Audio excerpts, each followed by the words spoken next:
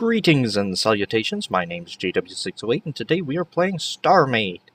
And we have our first arm of my simple cargo container. Cargo container? Yeah, the cargo container. The CCC, if you will. Set up, and you can make this arm as long as you want, or as long as your computer will handle. I'm doing 4 because, well, so we have it set up so when a cargo container comes into the system, it checks to see if the slot is empty, or if actually when it hits this button, it checks to see if this slot's empty, and if this slot's empty. If this one's not, it'll stop this one, and I'll watch the last video. I explain it better. Anyway, we need now to say, wait a minute, this whole row is filled. We need to do something new here. So I've decided this needs to go away, and as does this, because I'm going to say it's going to come in, it's going to have a circuit to check to see if this row is full, and if not, it's going to divert the path downward to the next row. Okay, in order to do that, we need to move this over here, because as it is now, the next collider will container will just collide and stick right here, So these are what, 9 wide, so 1, 2, 3, 4. That'd be the middle. I'm gonna go over 2 just for luck, not luck. I guess just for breathing room. C, and this is gonna need to go down. You're going down. Okay. Down, down, down, down. I should probably measure this to see how actual far it is. Wow. I don't know how to word good. See, that's 5, so it should be probably at least 10, 6. We'll work that out later. Alright, now we need a red light and a green light. Alright, the red light's going to signify this row is full. Change. The green light's going to say, hey, there's room in this row. Change this rail. Okay. So we are going to need some flip-flops and a knot. Let's see, where's a flip-flop? And I'm going to need a knot. The flip-flop is going to check. Let's see, the flip-flop's going to check if this is not. And that's, yeah. Okay. Reset. Oh, wrong button. Let's reset everything else, not the one to reset the one I wanted. Okay. You need to be reset as well, as do you. Okay. We're actually going to change that because I goofed.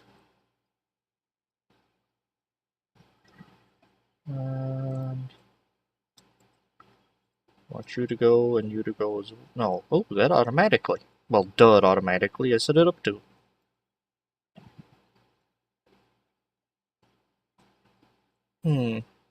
That circuit needs to be adjusted.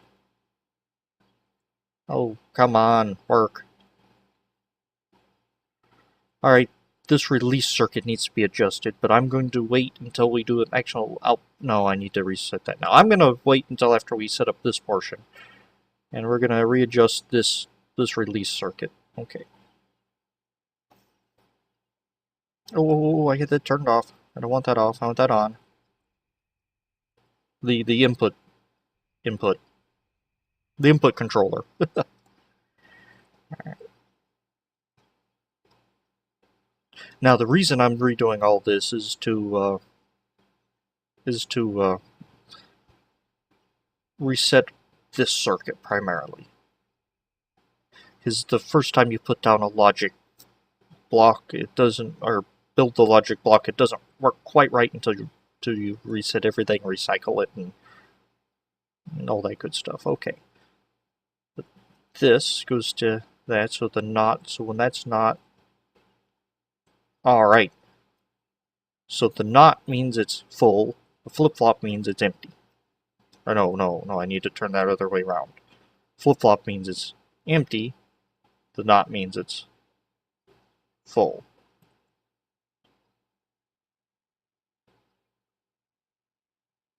I'll get it right here in a second. There we go. Okay, so now we need to figure out what happens if it's full and what happens if it's empty. If it's full, and this needs to change to a downward unit. And it's full now, so we're going to put that there, and we're going to put a to the left there. And this is also going to control that, and this is also going to control that. Okay, so it should actually be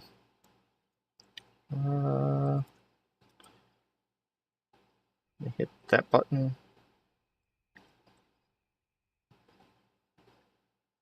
Okay. Now the problem is, when this one cycles through, it's going to turn this one off.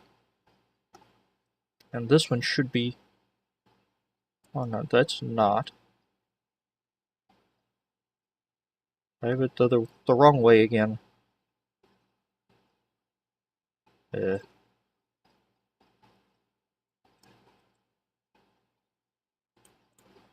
Okay, that didn't actually control the...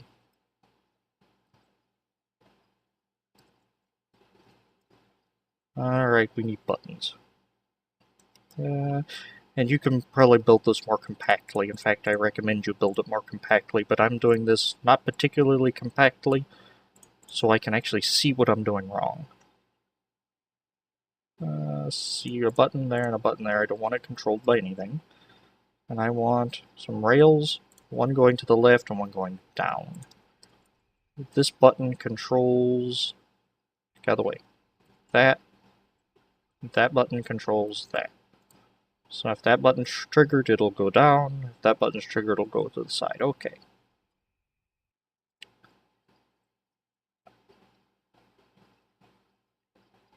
Why do I have it a not?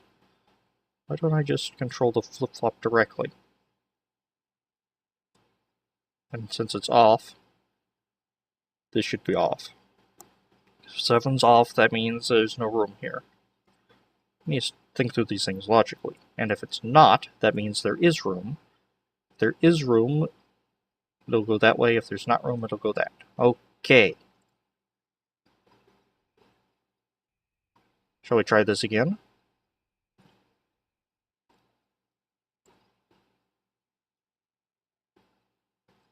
Now there is room.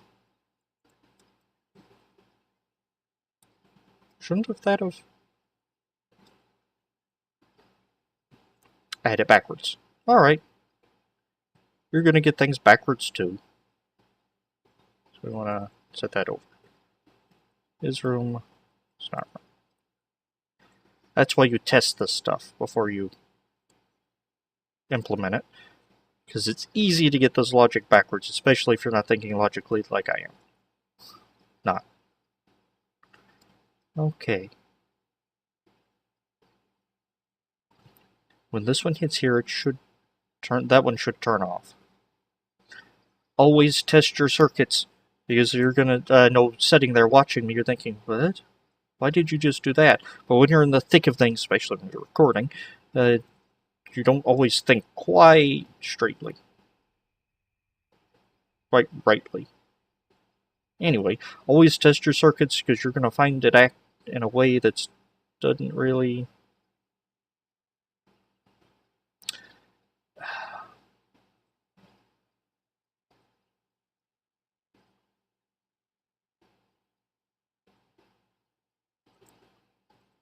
Alright. That one's off. This one should be off. No, I didn't want to do that.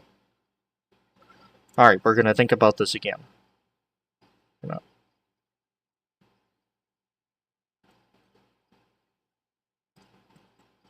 Unconnect everything here. Alright, if this is off, this is the state of it being full. So the state of it being full, I want to send that way.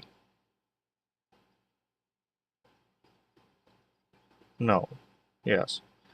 State of it being full, I want to go down.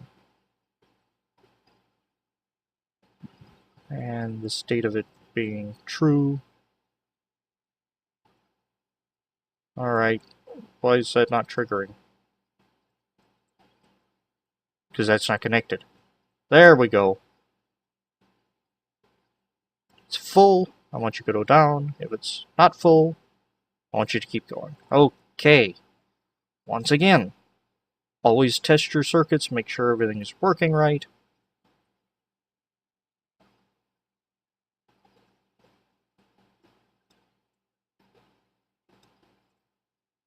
It's kind of neat to watch, though.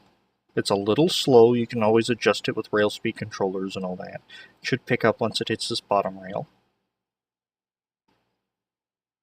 And look at it move. Alright. Come on. You can do it. Alright. How? Now it's set up properly. So the flip-flop is on. That means it's there's room. Pass on through.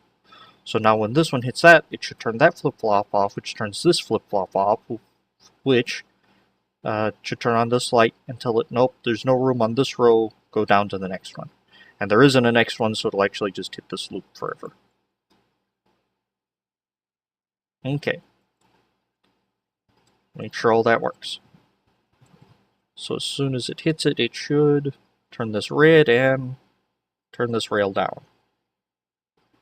Watching for it, and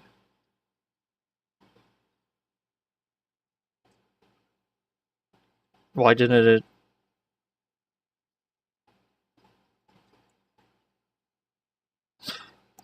You idiot, you're using a flip-flop. Oh my. Wow. Okay.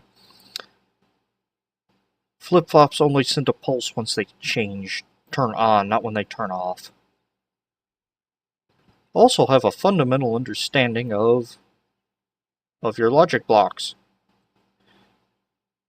I know you're thinking, that was your problem the whole time, dummy. Yes, I see that now. I just like watching this go round, that's all. That's why it was pulsing on, because when they flip-flop, let's see, we're going to attach this flip-flop to this button, because I had it attached to buttons. See, it only sends a pulse when it's on, and I was relying on the flip-flop attaching to another flip-flop, which is like that. See, and it doesn't change except when it sends a pulse, which is when it gets turned on, or set to 1. It goes high. We'll talk about logic notation later.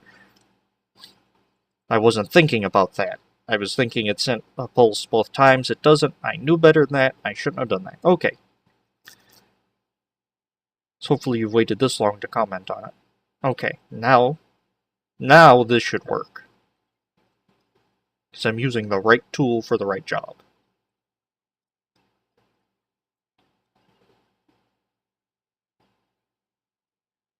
Oh, okay, it did.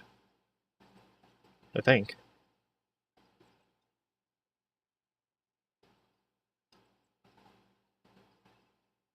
Yes. Except that should also be controlling this light.